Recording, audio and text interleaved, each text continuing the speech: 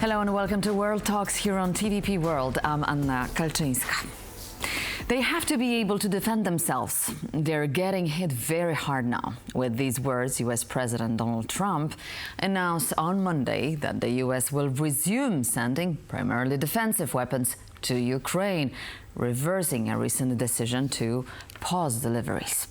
As heavy Russian drone attacks on Ukrainian cities intensified over the past weeks, Kyiv desperately needs air defense and is seeking assistance from all sources.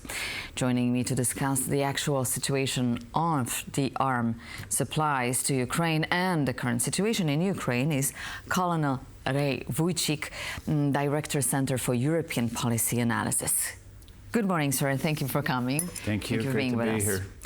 Colonel, the U.S. has resumed all armed deliveries to Ukraine after a significant delay. However, President Zelensky describes them as minuscule. So why are the volumes still so limited, and what's constraining the flow? Politics, stockpiles, logistics? Yeah, well, first, it's really important to understand the context that Ukraine finds itself in now. These weapons are absolutely essential. This kind of air defense systems, particularly what we bring to the table, which is the Patriot medium, so-called medium range air defense system, which is basically the longest range system Ukraine has in its inventory now from us. Of course, the Europeans have other possibilities, but nothing as capable, as particularly against ballistic missiles, as the Patriot system. That's the best system in the world, proven in combat back in, just recently again in Israel. So it's a bit confusing for me to watch what's happened in the last week as far as the pause on these air defense systems. The missiles in particular, the resupply of the missiles. And then thankfully, the president is aware of it and has made some announcements or steps in the right direction to stop the pause and turn these back on. But I think longer term, particularly now, of course, but longer term, we need to find a way to keep the supplies steady, predictable, and not only does that help Ukraine defend itself, of course, but it acts as a deterrent to Russia, that in the longer end game, it's going to be supplied with Western systems to counter the Russian attacks, which are, as you noted, against infrastructure, civilians. I mean, the total war criminal terrorism activities by the Russians in these drone, ballistic missile, cruise missile, air-launched attacks against the Ukrainian population. To put our conversation into context, just as you mentioned, only today Ukraine faces record air assaults, 741 drones and missiles launched. So that's another proof of how desperately Kyiv is in need of air defense. At the same time, The Guardian is writing of some 10 Patriots being provided, planned to be provided for Ukraine. So, first of all, what does Ukraine need today? Because it's not only the Patriots, obviously, it's air defense, right? They're not going to use Patriots against the drones and such a number of drones. Yeah, so that's good context to point out. In a lot of these larger and increasingly larger attacks, there's only several ballistic missiles being shot at, which the Patriot would go after or be used for. So most of the enemy attacks are coming from drones.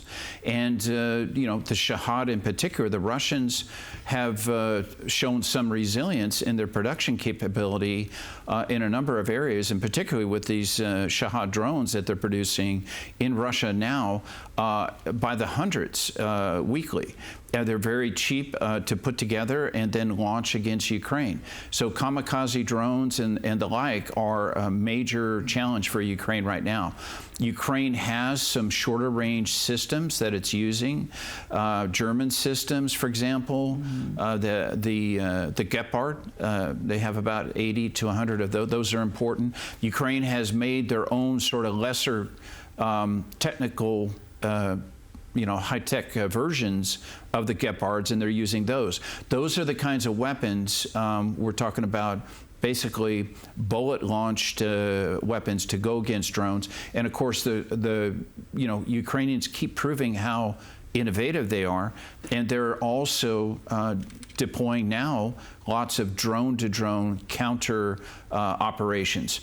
Some of that is very low tech. I mean, they literally have had drones flying with an arm outside the Ukrainian drone to swat the incoming Russian drones. So these are a variety of solutions, but there is no panacea right now, and the Patriot certainly is not against these massive waves. But what they can do with these massive waves is overwhelm the system, the air defense system, the network, and then sneak in ballistic missiles where they want to and punish Ukrainian civilians and kill and murder hundreds of them at a time.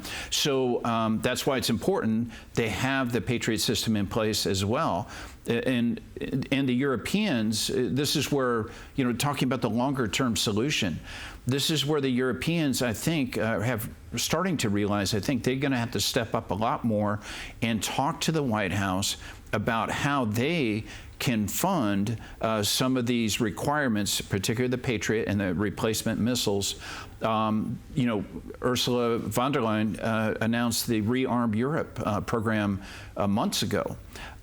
Supposedly that's going to be 850 billion euro at some point. Why not take some of those 850 billion euro, or as the German government has recently stated, they've offered to buy Patriot missiles from us and then transfer them to Ukraine. There's some issues with third-party transfer, but that can be overcome with a convincing argument from Europe to the White House about why this is so important. I think the White House is finally coming around to understanding how we can't really work with Putin. I don't know why we have to relearn that, but we're relearning that again, and hopefully that means we're going to help Ukraine defend itself vis-a-vis Europe or vis-a-vis directly. Well, President Volodymyr Zelensky just spoke with Keir Starmer, the British Prime Minister, who promised him to deliver some of the air defense August, September. We'll see how about that, how it will go. Thank you so much, Colonel, for visiting our studio today, and thank you for your insights. Thank you. Always a pleasure. And that's it in this edition of World Talks. Please stay tuned to TVP World for more commentaries and news, obviously.